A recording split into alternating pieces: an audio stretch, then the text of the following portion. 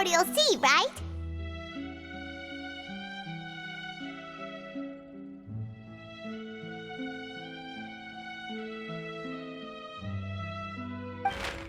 The truth, the original...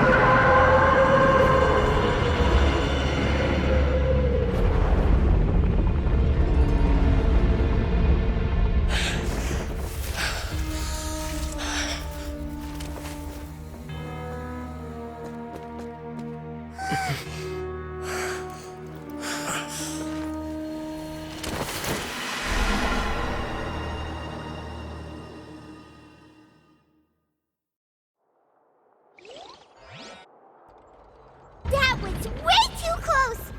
How did that thing just burst into the Opera House?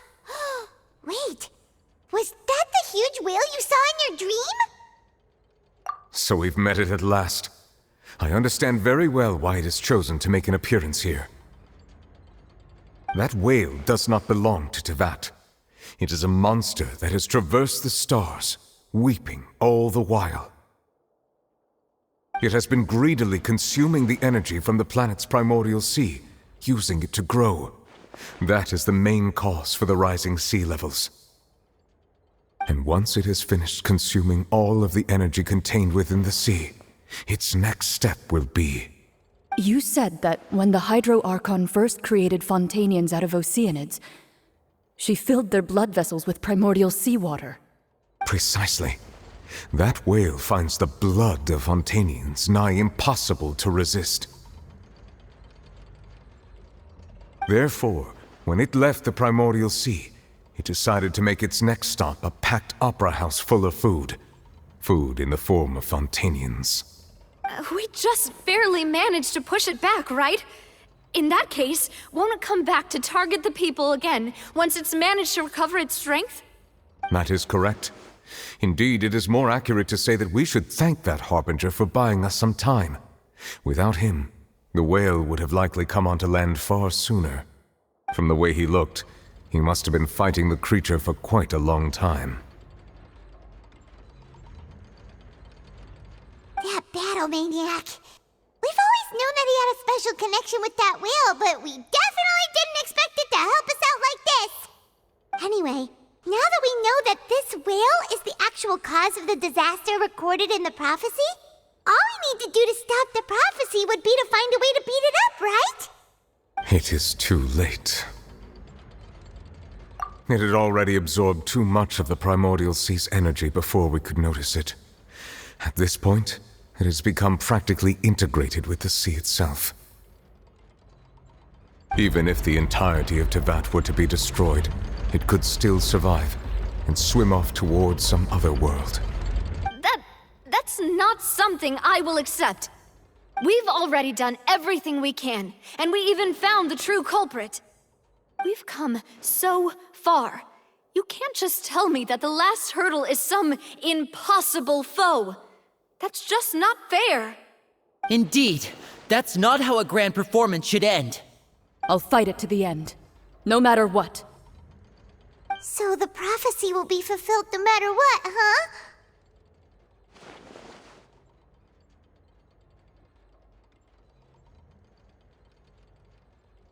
The prophecy. Yes, what has been prophesied will be fulfilled. You may view such things as the history of the future.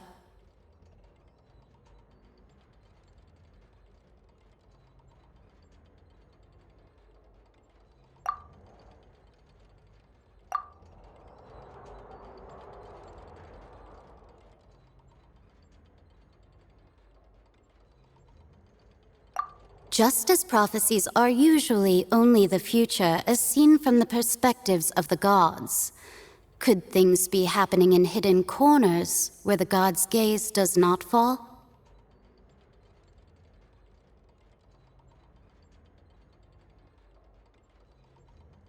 Ultimately, fate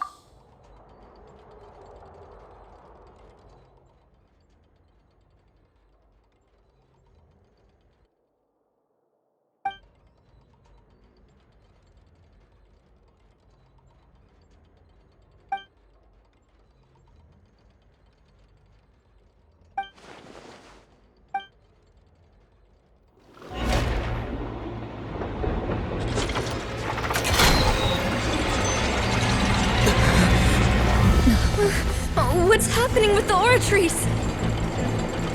I believe it is preparing to carry out the death sentence.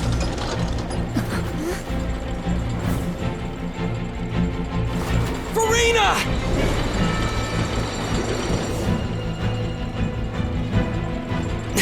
No, I still need answers.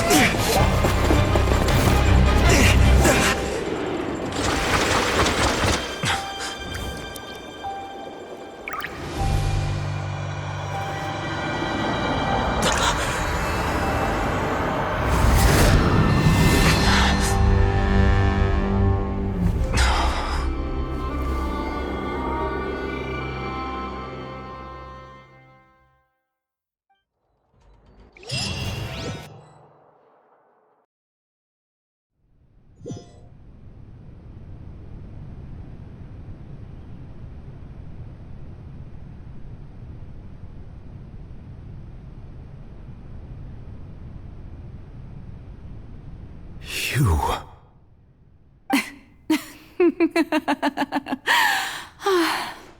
Sorry. That shocked expression on your face is just too amusing. I couldn't help myself. You are not Farina. Who are you? The sweet sound of bewilderment. Marvelous. A sure sign that my attempt to deceive everyone was a resounding success. But to answer your question, I am Focalor. You know, the god. Focalor? Why did you deceive us? Oh, that wasn't my goal, of course. Goodness, no. But I had to fool everyone else too, if I was to stand any chance of deceiving the heavenly principles. Deceiving the heavenly principles? It's all because of that pernicious prophecy. Dreadful, wasn't it? Everyone doomed to dissolve. Fontaine condemned to be flooded. One was not amused. In fact, one was positively bemused when that problem was thrust upon me by my dearest predecessor. That's the former Hydro Archon Egeria for the uninitiated. It hardly gets more disastrous than a preordained national catastrophe, now does it? She knew full well that the prophecy would surely come to pass. And as one of the seven, she also knew full well that one defies the heavenly principles at one's peril. So yes, as you have no doubt surmised, it was a rather impossible situation that I found myself in. I spent a terribly long time mulling it over, alone on the ocean floor. And I was almost growing barnacles by the time I finally realized there was only one possible solution to this confounding conundrum. I had to outwit the heavenly principles, allow the prophecy to be fulfilled, ostensibly at least, while saving everyone at the same time. I'm a genius, I know. I can only assume that's why Egeria chose me as her successor. Although, looking back now, it was hardly the inheritance one dreams of. Between the task of saving the nation, the quotidian duties of the Hydro Archon, and not to mention the original sin of creating a new race of humans, I dare say she left me quite a colossal mess to clean up. But one can only play the hand one is dealt. I did not choose this, any more than I chose to be one of her Oceanid familiars. So you were also once one of the Oceanids, transformed into a human by Egeria's hand. Yes, I was. I always dreamed of becoming human. And I still do, even now. In my eyes, to be human is to be part of the greatest opera ever known. After becoming a god, I separated my divinity from my body and spirit, leaving behind only a self that was as naive and bewildered as my past self on her first day as a human being. The me you see before you now is that divinity. And the human counterpart I left behind, I named Farina. She could feel joy, sorrow, and everything in between. She could be as vain and conceited, or as meek and vulnerable as she wished. Her strengths were of a kind only a human could possess, as were her shortcomings. But in my eyes, Farina's humanity was what made her perfect. She was perfectly human in every way. The person I always wanted to be. Anyway, so then I cursed her. All part of the plan, of course. The plan to deceive the heavenly principles. Do you still remember the final scene of the prophecy? The Hydra Archon alone, weeping on her throne. In order that the prophecy might appear fulfilled, I invited Farina to be an actress, to play the part of the Hydro Archon in the prophecy. Under the curse I placed on her, so long as I, Focalor's divinity, continued to exist, she could not die. But nor was she free to live her life in the pursuit of happiness. Instead, she was forced to take the stage in the opera house, to embrace the role of leading lady, to forever play the part of the god from the prophecy, all to create a deceitful appearance of that prophecy coming to pass. I suppose now you probably understand why your court is called the Opera Epiclese. But Farina is only human, isn't she? Even though she has had a long life, her mind is no stronger than that of any other ordinary human being. I cannot begin to fathom what she has had to endure. It must have been torture for her. It has indeed.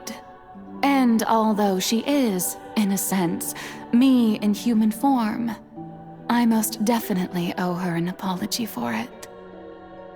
It's been 500 years, and all along, she's been playing her part in the most unimaginably long, unbearably lonely, and agonizingly painful opera of all time.